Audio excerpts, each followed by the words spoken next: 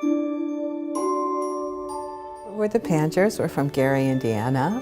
We were born and raised there. I went to school at IU, got my bachelor's and master's there, and was associate faculty there for years, National Park Service Ranger.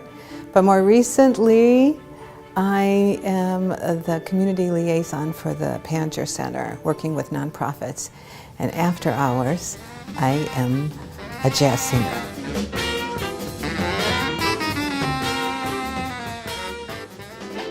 Down on the Roosevelt Road, the lighthouse, Chicago. Well, they got a store with all kind of things that let you do things that you never dreamed. Come on. I'm the third generation of a family-owned business, and we specialize in construction of industrial and commercial work. We do steel erection and repairs. We do metal roofing and siding. We also have industrial painters, remodeling and renovation of commercial projects, as well as being a general contractor. And among some of the projects which are very interesting that I'd like to mention is we painted the Conseco Fieldhouse in Indianapolis, which is the home of the Indiana Pacers. We also have done some White Castle restaurants. We've built and remodeled them. And we also have painted a World War II Sherman tank. I was born with what is known as rod cone dystrophy, but I didn't realize that it was an issue. You know, I didn't find out till later on, probably in junior high school. I knew something was wrong. I didn't believe that I had an issue until we went to see Dr. Krill. I used to drive. I was driving up until I was 21 years old. After Dr. Krill passed, and Dr. Krill is Dr. Fishman's uncle, then Dr. Fishman became my ophthalmologist. He has I'm sure several thousand patients, and I am number 15. It goes back a long way. So it goes back a long way.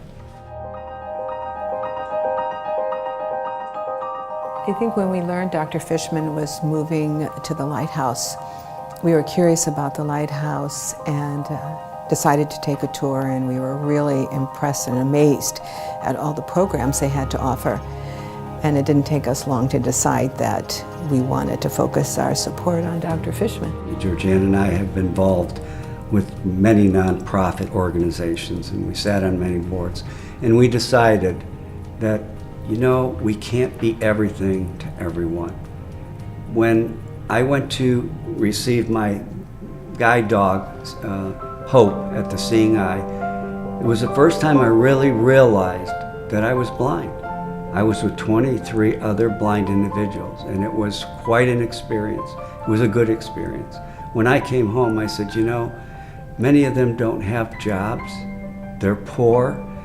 Others that are educated are having a tough time finding employment. And you know, we know Dr. Fishman. Why don't we concentrate our efforts, you know, for something that will really help those that are blind or visually impaired? And I think that's what really made up our minds. Without the assistance of Steve and Georgianne Pangiers as its benefactor, the Pangier Center would simply not exist. The goals of the Pangier Center are mainly threefold. The first is patient care. We see patients from throughout the United States and abroad, including those from South Africa, Italy, and Iraq.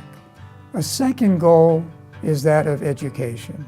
The Pangier Center provides the opportunity to train residents and fellows in various aspects of inherited retinal diseases who come from various academic institutions throughout the Chicago area.